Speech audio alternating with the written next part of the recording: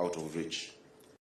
However hard they work, the price of the most basic commodity, the basic element of a family's basket of goods, is no longer affordable for most. And that is a basic problem. That is a problem we, all of us leaders and business leaders here today, must solve. It's easy to say, it is hard to do. But we can start to cut costs simply by getting better, more efficient at moving and storing grain. That means less waste and less spoilage. It means each shilling buys more. And it means we respect the struggle of ordinary Kenyans who sweat for everything they earn. Efficiency is even more important for those of us in towns and cities like Nairobi, which can't grow grain and so depend on the effective logistics to feed their families. Your Excellency, we always say Nairobi ni shamba ya mawe. So this facility really, we're the biggest beneficiary of such a facility. And that, ladies and gentlemen, is why I am very glad to join in today's commissioning of the grain bulk handlers terminal here in Embakasi. It makes possible new efficiencies in the movement and the handling of grain, especially for Nairobi and for outlying towns and cities. And that, we can hope, will cut the cost of grain to ordinary Kenyans. I must thank grain bulk handlers for the work they've done here, for the history, for the work you've done in this country, and as well as the national government, without whose help this would not have been possible, and the investors, whose generosity and trust we owe this success. Asanteni nyote. But they should not have to bear the burden alone. Just as the chairman has said, if we are going to permanently lower the price of grain for Kenyans, we need more investments of this kind. We need more corporate players to participate in the work that His Excellency the President is doing, the work of bringing hustlers and bringing the ordinary Kenyans to the fore of our economic experience. So if you have expertise in grain handling, just like Msee Jafar, sorry I'm calling you Mheshimiwa, we welcome you. We welcome you to Nairobi. Come, let us sit, let us reason together. Your Excellency, on top of these efforts, because we know the clamor for the lowering of the price of food commodities has been out there, the clincher is what you're actually doing. The price of maize, the price of grains is not lowered at the store. It is not lowered at the supermarkets. It is lowered at the farm. And we are very happy, Your Excellency, because your interventions will begin and have begun to bear fruit. The reduction of the cost of inputs, the reduction of the cost of fertilizer. We know already there have been lowering of these prices, and we know in the days and months to come, Kenyans will have reason to rejoice. But many of us in this room should ask ourselves a question, and that is why I'm very happy with the remarks about how Mheshimiwa Jafar started with 20,000 shillings. Many of you, except for the President, don't even know the price of flour. It is not a bad thing. It's a good thing. You may not know the price, but you know that when you get into a supermarket, you'll afford it. That is the security we want to give Kenyans. That is not about the movement of 2 shillings or 5 shillings, but the knowledge that when I get in there, I will be able to buy that bag of maize and feed my family. That is the security that our President is reaching towards. It remains, Your Excellency, only for us to assure you and to assure the investors here and the business people that the county government of Nairobi is ready to help in any way we can to make this facility and others like this more efficient and up and running as quickly as possible, and to keep it running, not just for the good of Nairobi, but for the good of this country. Thank you so much, Your Excellency. Congratulations, Mheshimiwa Jafar, Msee Jafar. I have listened to the advice you have given me, and I promise you I will stick to it. Your Excellency, it's now my pleasure to invite the Cabinet Secretary, my good friend, Senator, we still call him Senator. Once you get that title, he doesn't go. Even I am Senator Sakaja. So Senator Mithika Lunturi, karibu sana, so that you can also invite the Prime Cabinet Secretary. Karibu.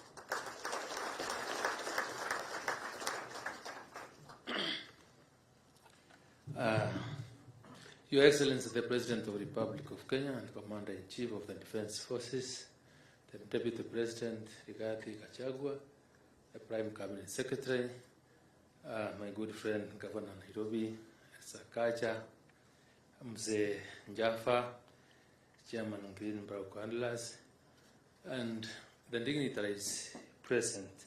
Good morning. I will be very brief. Your Excellency, allow me, with a lot of humility, thank the Chairman of Greenberg Handlers for such a wonderful and great idea of establishing this facility here in Nairobi.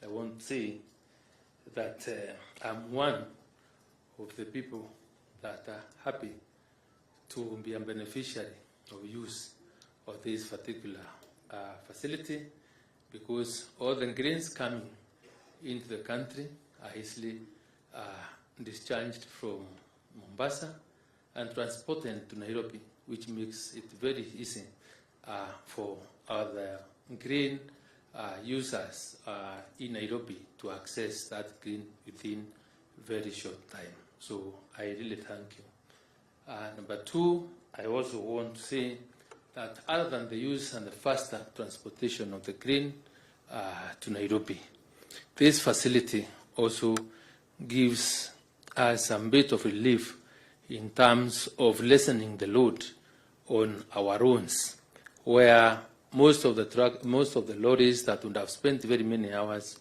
and very heavy axle loads would have really destroyed our roads. With this facility, then it means our roads can be able to stay longer. So really, I really appreciate this initiative.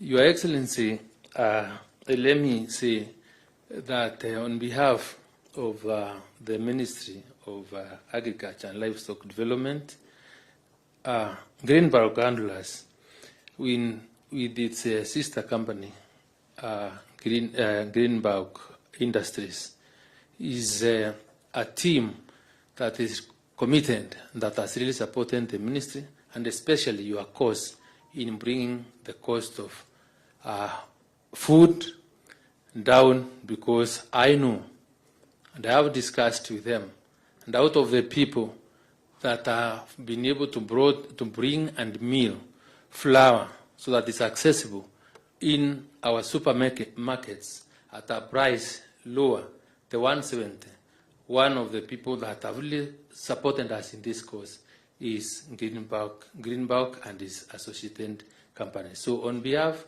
of the people of Kenya, we really appreciate the support that you are giving the President of the Republic of Kenya in bringing down the cost of food.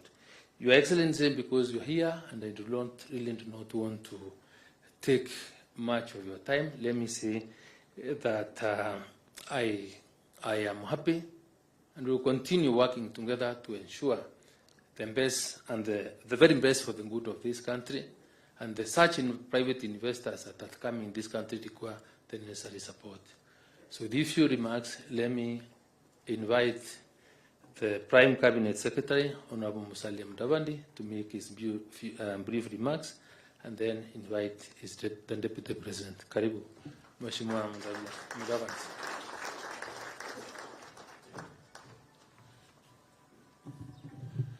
Your Excellency, the President of the Republic of Kenya, Honorable William Samoei Ruto, the Deputy President, Rigathi Gachagua, my colleagues in government, and my good friend Jaffa and your entire team, your family, and the Greenberg handling team. Congratulations. Congratulations for this milestone achievement that we have had the privilege of touring. Your Excellency, I first met Mr. Jaffa in the 90s when I was at the Treasury through a good friend, the late Matthias Kea. He's the one who introduced me to Jaffa. And I can say without blinking that Jaffa had a dream. He translated it into a plan, and it is now a reality.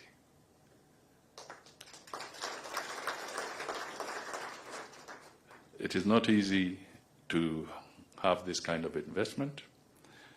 And we've been using some phrases. I've been using a phrase lately saying that to turn the economy around is not instant coffee. It's not like brewing instant coffee. And I want to repeat exactly that. That to invest the way Jaffa has and to turn around the economy, it takes planning, it takes commitment, it takes time, it takes resilience. Then you have what we have here. And that is the message that is within the Kenya Kwanza plan that the President has been talking about, that it is going to be a journey. It is not instant coffee. It is going to be a journey. Your Excellency, the confluence of the rail system with the air cargo aspect, which is just next door, positions Nairobi very strategically as a regional logistics hub. And this is something we should capitalize on so that the advantage that all this confluence is bringing together can help in developing the economy and growing the entire region. And for this, clearly, we need to support the President so that we can have stability, we can have peace, and we can have the environment that is ideal for business to grow and to thrive. That is what we need. We shall not achieve that by dancing in the streets when it is not time to dance the carnival, like in Brazil. We must be clear that we need a very, very clear plan and a clear, stable nation. So, Jaffa, thank you for having confidence in this nation. Thank you for putting your money where your words are. That is very, very important for this country. Pongezi sana. And now, Mr. Deputy President, may I call you forward? The floor is yours so that you can make some remarks.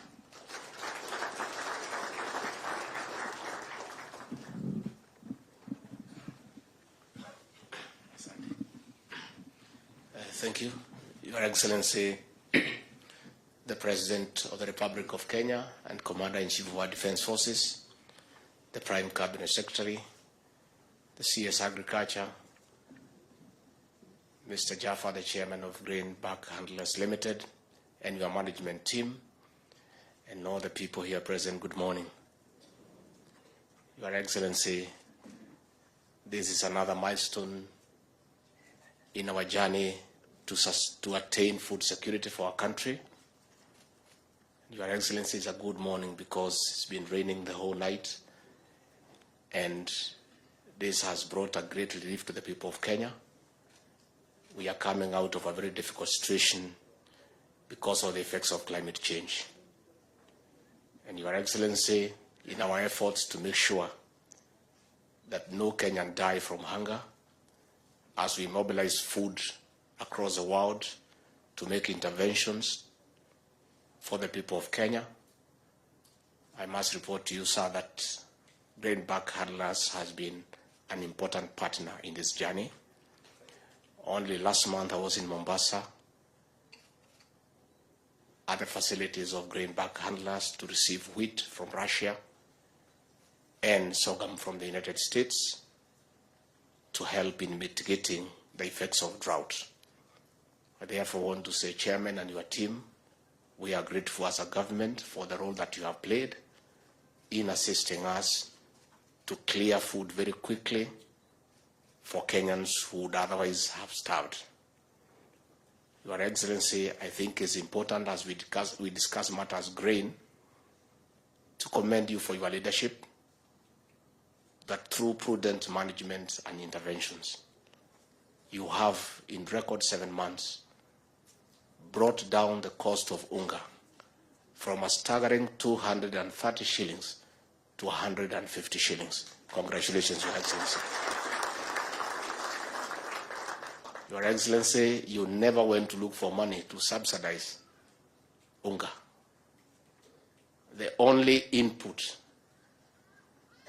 that has brought about this success of bringing down the cost of unga is good thinking and prudent management. And that is all that was required in this country. Your Excellency, the problem of Africa and indeed the world is one of leadership. And Kenya is not unique. The challenges that we have been having as a country for the last 5 years is as a result of leadership. You have come in 7 months and done what looked undoable. Many people have been shouting in the streets that you need to subsidize unga for it to come down. You ignored it and did the right thing. Today, unga has come down. So I want to say to those characters who are in the streets, saying that they were protesting because of the cost of unga, to look for another reason now to go to the streets. That reason does not exist. And for those of us who know them, we knew it's an excuse. It was not the real reason. It had to do with other things that are extraneous. So, Your Excellency, we want to say that those of us who work under you are committed to assist you as you embark on the economic transformation of this great republic. You found this country in the ICU, and within 7 months, you have steadily moved to the HDU. And I'm sure in another 2-3 months, we will be in the ward on our way home. And we want to tell you, sir, you have the support of the people of Kenya. Finally, on behalf of the President and government, we want to assure the people of Kenya that the country is safe and secure. For those who are saying they'll go to the streets, they are welcome to go and make noise and go home. Let them not dare destroy public property and private property. That will not be allowed because we are a responsible government. Therefore, they are invited to go to the streets, wear sufriyas on the head, shout to the rooftop, and quietly go home to join their families and watch what they were doing on television with their families. But the issue of destroying property in the streets of Nairobi, in the estates, is not possible. So we want to ask the people of Kenya to go to work and to ignore those protests. Your Excellency, I now want to ask everybody to be upstanding as you assist me to usher in the President of the Republic of Kenya. Mr. President.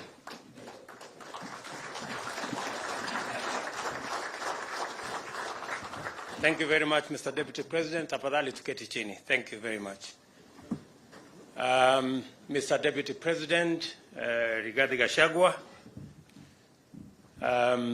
I know Msee Jaffa amesema Deputy Governor. Let me tell you, you are lucky because when I was in the position you are today, Adam niliitwa Deputy Principal. So si mbaya sana. You're still doing all right. Prime Cabinet Secretary, ministers present, government officials present, Msee baba yetu Mohamed Jaffa, the man of my generation, Mujtaba, and all the other grain bulk family, the governor of Nairobi, the Secretary General of UDA, and all leaders present here. Kenyans, good morning. Hamjambo. Msee Jaffa, nimekusikiza kwa makini na umesema mambo mengi. Kati ya yale mambo umesema ni kwamba wewe ni 5th generation ya jamaa alitoka mahali fulani akafika huku Kenya 1860. Nataka ujue ya kwamba sio nyinyi peke yake mlifika huku, hata sisi wote tulifika. Kwa sababu huyu Rigiji na Musalia walitokea kule Central Africa. Mimi na wengine tulitoka kule Sudan. Sasa tumefika sisi wote. Na we are now here, all of us, as a country of equals, and everybody, despite coming from anywhere. Some came earlier, some came later. There are even those who are still arriving. But we are all one community and one nation. And that's why I am very happy this morning to be here to commission a vital logistical installation, which is of great importance to our economic efficiency and national competitiveness.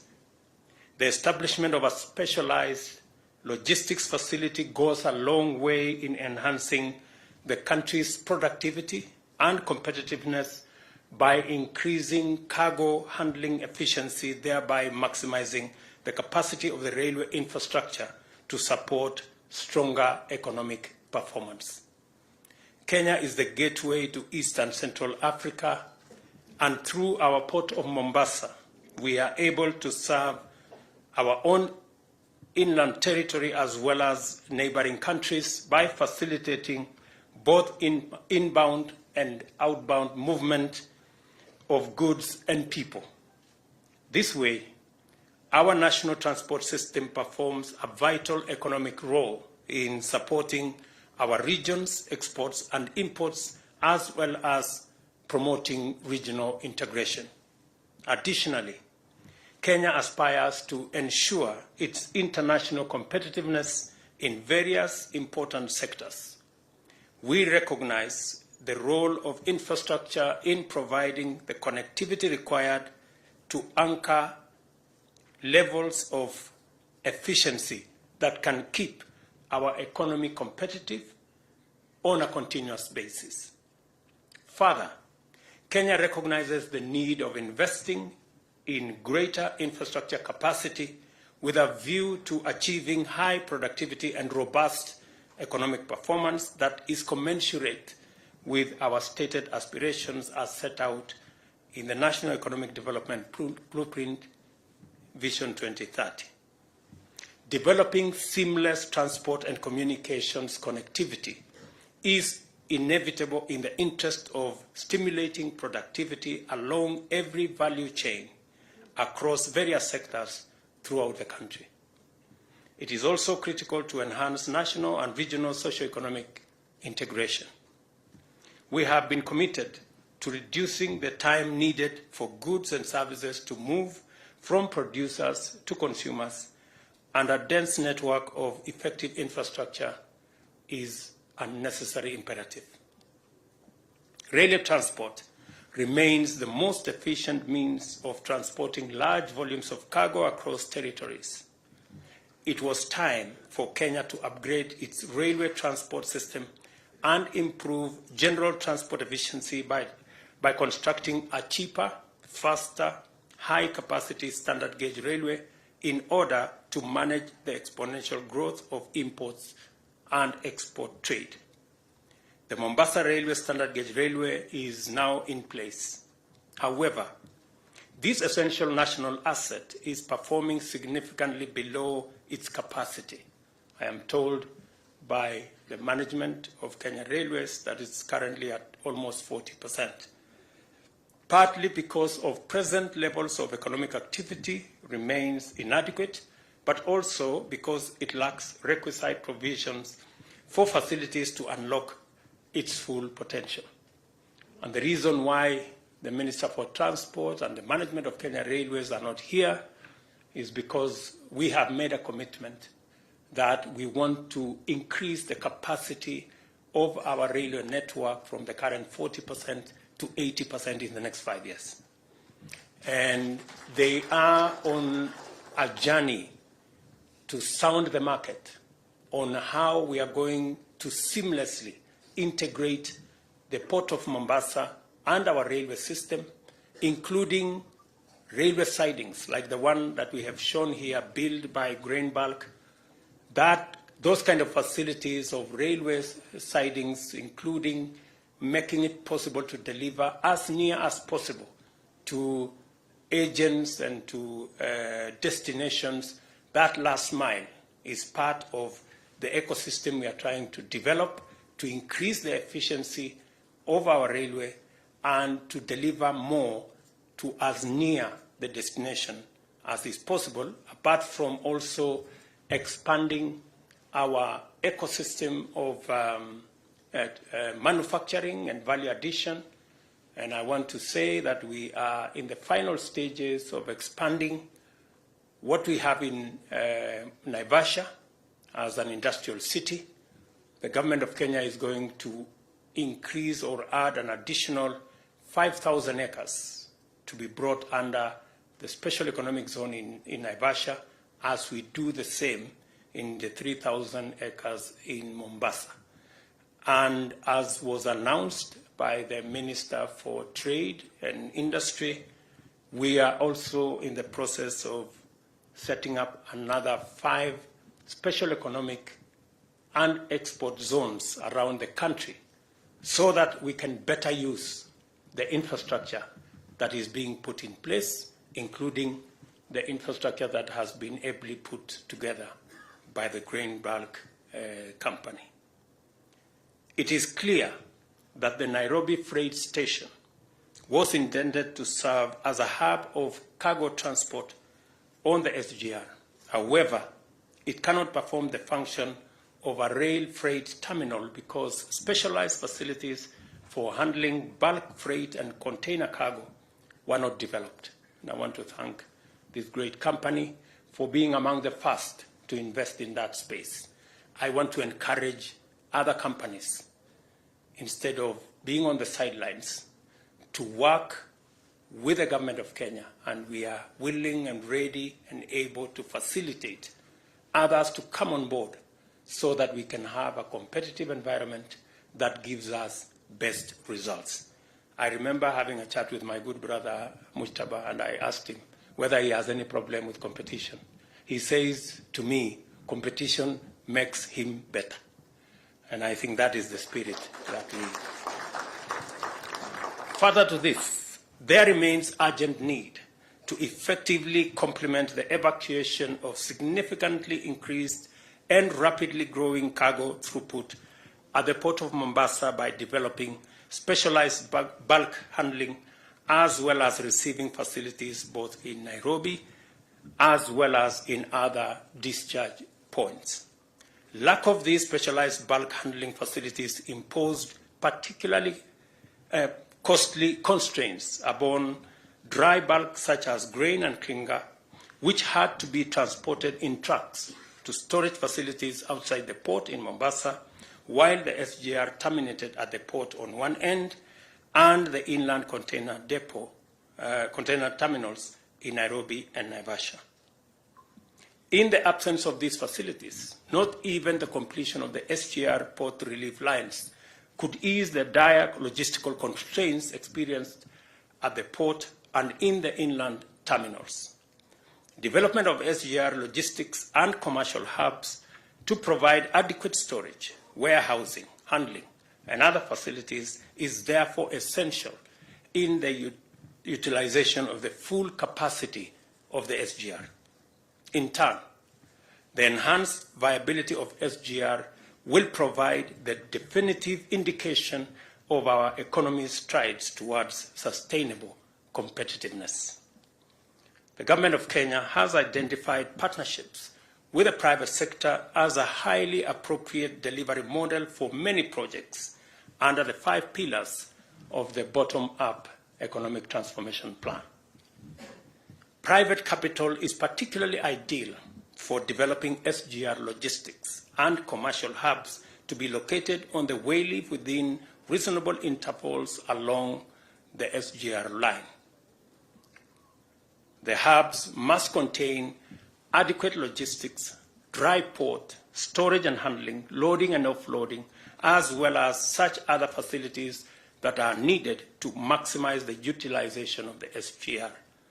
The Cabinet has granted the necessary approvals to the Kenya Railways Corporation, and I am pleased to note that many qualified investors have expressed interest, and we intend to process those interests into reality so that we can enhance, as I have said, our competitiveness.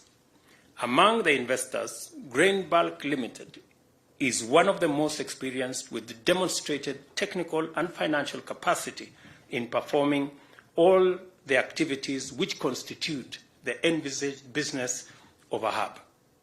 As a first mover, the company has already developed facilities at the inland container terminal at Embakasi, exactly where we are now. I also commend the company for its substantial contribution to the development of port and railway logistics through 2 specialized dry bulk terminals. The company has significantly improved discharge port services in Mombasa. With modern automated infrastructure, it has revolutionized fast discharge of vessels, thereby reducing freight costs, eliminating vessel demurrage, and making Mombasa the region's preferred discharge port for commercial and humanitarian relief cargo. Congratulations to Grain Bulk. In addition to its 258,000 metric ton terminal for handling grain and 155,000 ton terminal for clinker and fertilizer, both of which are at the port of Mombasa, Grain Bulk handlers have completed the construction of this facility, a 134,000 metric ton terminal here in Embakasi, equipped with numerous efficiency-enhancing features, including pioneering investments in capacity to handle railed bagged cargo and the acquisition of specialized bulk containers, which we saw here, and somebody told me they have the patent for it. Maybe we will ask you to share with the other fellows who want to use the same facility. Grain bulk handlers have demonstrated the capacity of the private sector through both local and international investors to provide transformative solutions to economic productivity and enhance Kenya's competitiveness. We welcome more private sector investors to pursue opportunities in our transport, logistics, and associated sectors. The Nairobi and Eldoret railway cities are some of the logistics and commercial hubs whose development is scheduled to commence this year and offers attractive investment opportunities. To encourage them, we have established a sound, predictable, and stable institutional framework with attractive incentives and guarantees to facilitate successful investment. Additionally, I direct the Cabinet Secretaries for National Treasury and Economic Planning and the Cabinet Secretary for Roads and Transport to identify land along the railway to be designated for the development of these hubs throughout the railway transport corridor, from Mombasa all the way to Malaba. As we implement this important project, we shall also facilitate our customs areas to evolve into vibrant trading and transshipment hubs, serving the entire East and Central Africa region. We are therefore confident about the possibilities that lie in the future and encouraged by the potential that we can unlock through visionary private investment, as we have witnessed today. And I want to say, Msee, thank you very much for the offer you have made on getting more people to do what, by God's grace, God has enabled you to do. The offer to support others, to provide your own resources, to support others to be able also to realize their dreams is very welcome. I want to tell you that already the Hustler Fund has lent 23 billion shillings to many Kenyans, to actually 15 million Kenyans so far. And I was looking at the numbers. Nairobi alone has borrowed 4 billion shillings to close to 2 million Nairobians.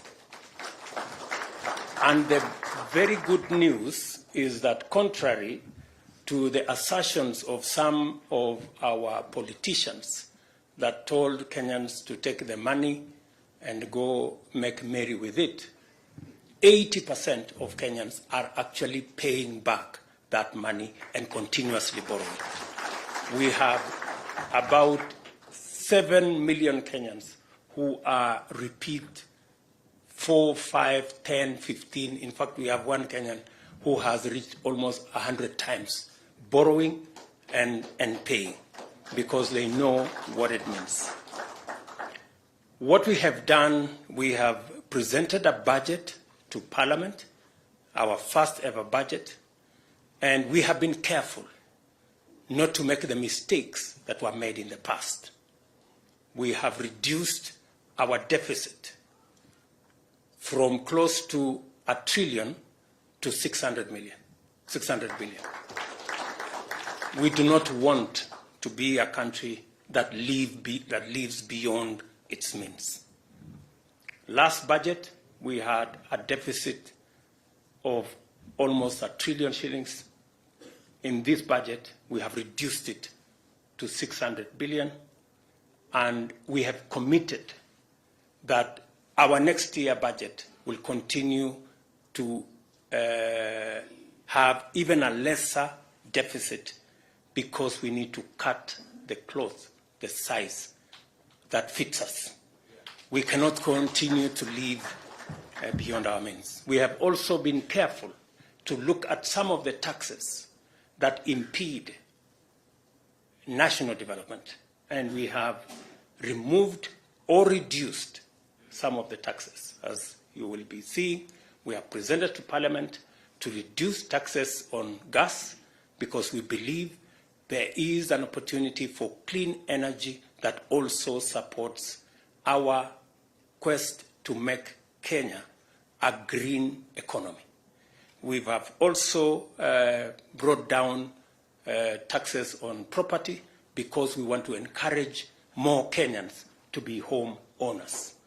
We have also reduced taxes on some of our products, tea, on some of our products, coffee, because we also want to promote our farmers, promote our agriculture as the driver of our economy, and also reduce some of the packaging matters on our value addition ecosystem. And we have also been very careful to make sure that we invest in the areas that is going to stimulate our economy and drive inclusive growth as a country.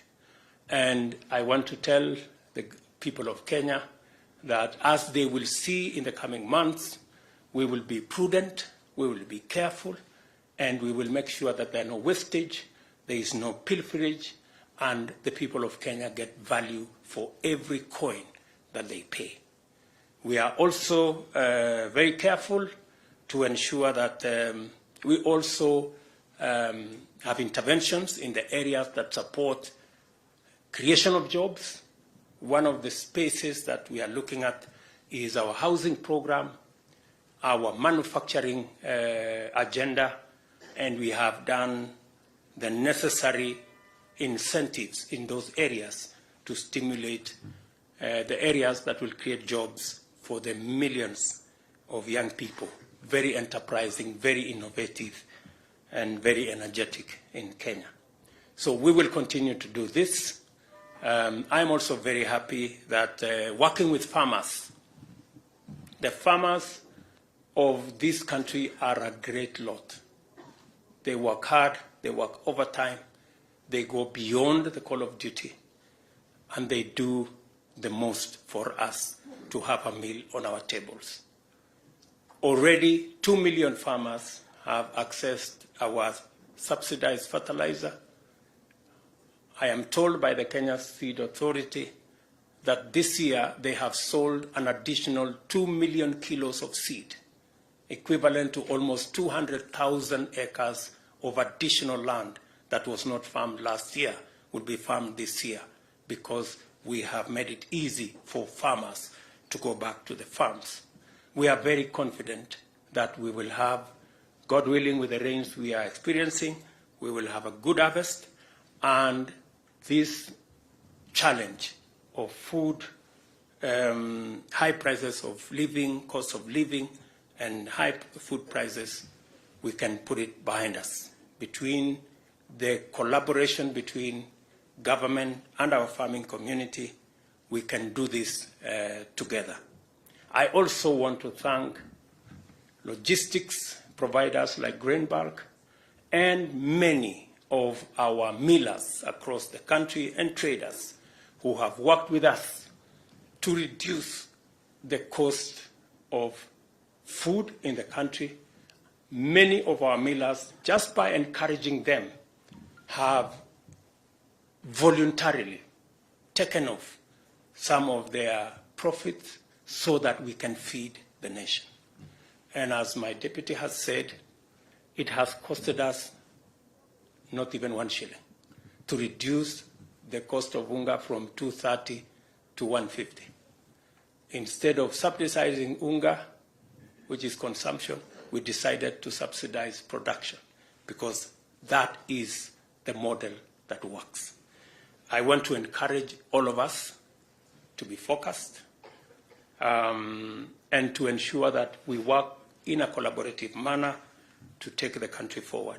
I want to encourage also our friends in the opposition to work with us in building the country, and any of the issues that they have to raise, the Constitution robustly provides for us to engage in a constructive manner without the necessity of engaging in violent confrontations, unnecessary destruction of property, unnecessary disruptions of business. We believe that we can do this as Kenya and take the country forward if all of us share the belief that we must do this for every Kenyan. My interests, that of leaders, cannot supersede the interests of the 50 million Kenyans that put us in office. I think we need to be measured. We need to be sensitive. As we pursue interests of leaders, we must not trample on the interests of ordinary people. It is very necessary that there must be a balance between interests of everybody. Many Kenyans who build a small business, like Java started with 20,000. If you organize demonstrations and that business goes up in flames, you have destroyed their lives. If somebody organized a demonstration against the business of Jaffa, we would not have this great facility here today. So I think it is important for us to know what our actions amount to so that we are careful. Let me say that to sustain our engagement in this space and in order to configure the optimal partnership format and delivery model for our nation's bottom-up economic agenda, it is necessary for all of us to work together in a collaborative manner from all sides. Ladies and gentlemen, the Grain Bulk Handlers Limited bulk handling facility at Embakasi, this great facility, is now officially commissioned. Thank you very much. God bless you. Asanteni sana.